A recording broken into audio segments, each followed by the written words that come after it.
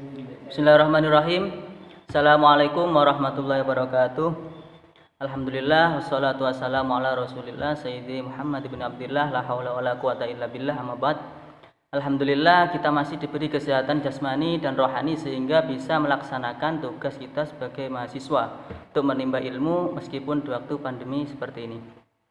Tak lupa ucapan terima kasih saya kepada Dr. Kusroni selaku dosen pengampu mata kuliah studi Al-Quran yang telah memberikan waktu pada saya untuk mengerjakan dan mempresentasikan tugas ujian akhir semester yang saya beri judul Ijaz Al-Quran.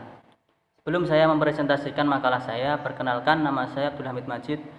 Nomor induk mahasiswa saya 202012134097. Saya akan mempresentasikan makalah saya yang berjudul Ijaz Al-Quran. Baik, saya mulai. Bismillahirrahmanirrahim. Ijaz Al-Quran. Latar belakang masalah.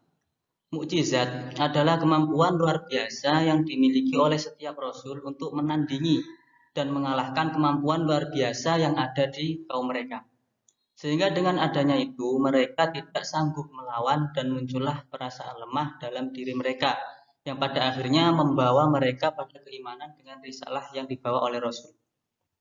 Pembicaraan tentang kemukjizatan atau ijaz Al-Quran merupakan suatu mukjizat tersendiri, di mana para peneliti tidak bisa mencapai kesempurnaan dari setiap sisi-sisi kemukjizatannya.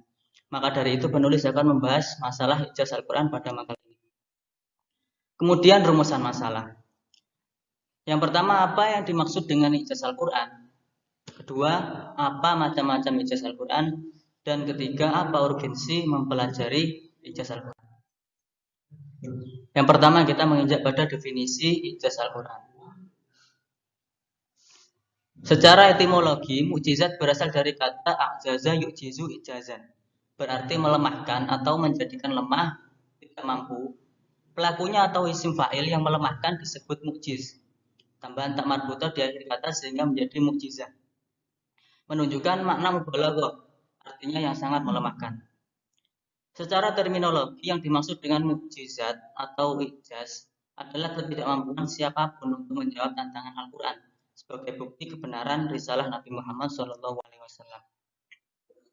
Ijaz dalam pembahasan ini ialah menampakkan kebenaran Nabi dalam pengakuannya sebagai seorang Rasul dengan menampakkan kelemahan orang Arab dalam melawan mukjizat yang kekal, yakni Al-Quran. Maka mukjizat adalah suatu peristiwa, urusan, perkara yang luar biasa, yang dibarengi dengan tantangan dan tidak bisa dikalahkan. Al-Quran menentang orang-orang Arab. Mereka tidak kuasa melawan meskipun mereka merupakan orang-orang fasik. Hal ini tiada lain karena Al-Quran adalah mukjizat. Al-Quran adalah mukjizat yang bukan hanya bersifat hisiah atau material, indrawi atau fisik, melainkan Al-Quran juga bersifat akliyah atau dapat dipahami oleh akal. Karena sifatnya demikian, maka ia tidak terbatas pada suatu tempat atau masa tertentu. Mukjizat Al-Quran dapat dijangkau oleh setiap orang yang menggunakan akalnya kapan dan dimanapun berada.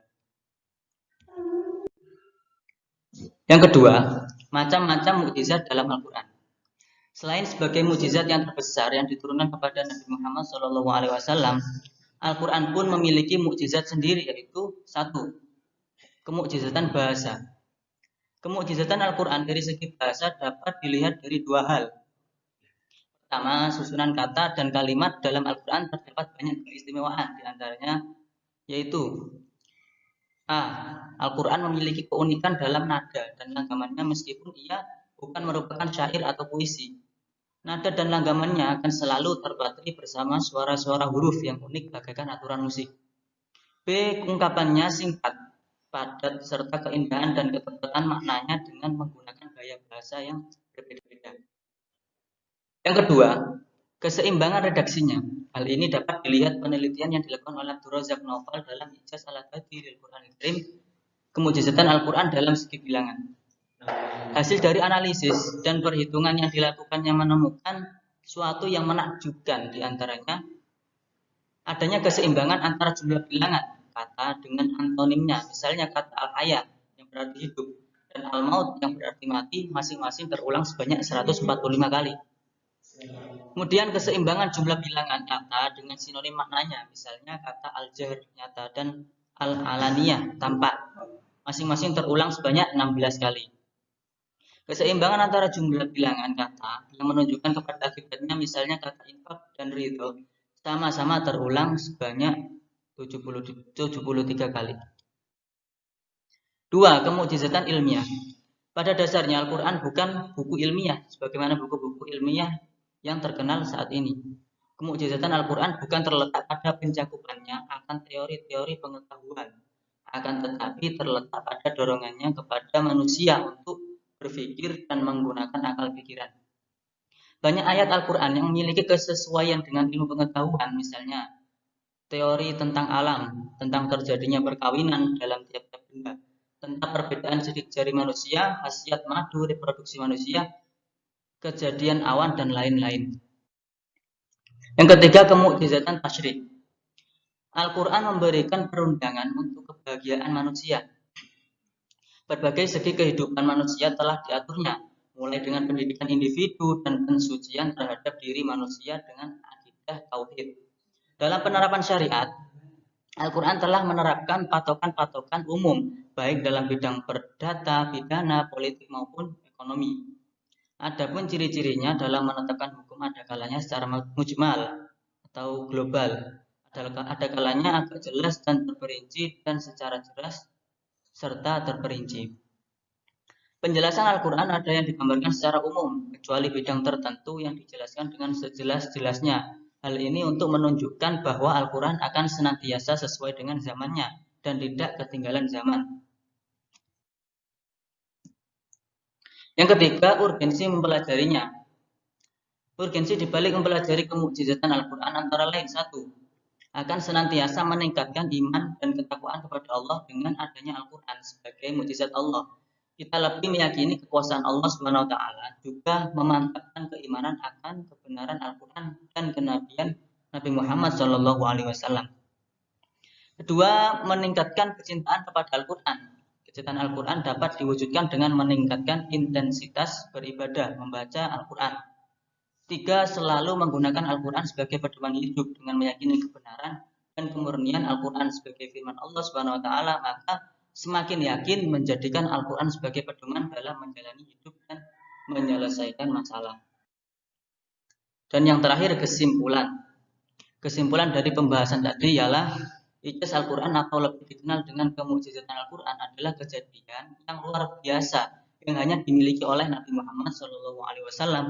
Al-Quran diturunkan oleh Allah sebagai mukjizat yang paling agung dan paling sempurna melalui perantara malaikat Jibril yang bertujuan untuk membuktikan bahwa Nabi Muhammad adalah benar-benar Nabi yang diutus oleh Allah sebagai Nabi yang terakhir. Mukjizat dibagi menjadi dua, yaitu hissiyah, yaitu mukjizat yang tampak dan dapat ditangkap oleh panca indera. Kemudian ada mukjizat aqliyah, yaitu mukjizat yang hanya dapat dipahami oleh akal pikiran. Dan Al-Quran ini menempati dua tempat tersebut. Al-Quran juga mempunyai mukjizat khusus, yaitu kemukjizatan bahasa, ilmiah, dan tasyrik yang sudah dijelaskan tadi. Urgensi mempelajari ilmu ijaz Al-Quran diantaranya meningkatkan iman dan ketakwaan kita kepada Allah Subhanahu wa taala, memperdalam cinta kita kepada Al-Quran, dan akan selalu menggunakan Al-Quran sebagai pedoman hidup hingga akhir zaman, karena Al-Quran berfungsi sebagai pembawa kebenaran. Bahwa Al-Quran yang diwahyukan kepada Nabi Muhammad adalah murni dari Allah Subhanahu wa taala. Cukup sekian dari saya. Kurang lebihnya mohon maaf. Wassalamualaikum warahmatullahi wabarakatuh.